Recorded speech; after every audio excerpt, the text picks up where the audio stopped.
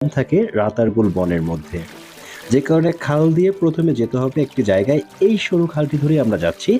সামনে গিয়ে আমাদেরকে নামতে হবে। এরপর একটি কয়েক পা হেঁটে আবার একটি নৌকায় উঠতে হবে। আমাদের যে নৌকার মাঝি থাকে, তিনি আবার পরবর্তী বনের মধ্যে যে নৌকাটি তাদের থাকে, সেই নৌকায় তুলে আবার সেই চালিয়ে নিয়ে যাবে।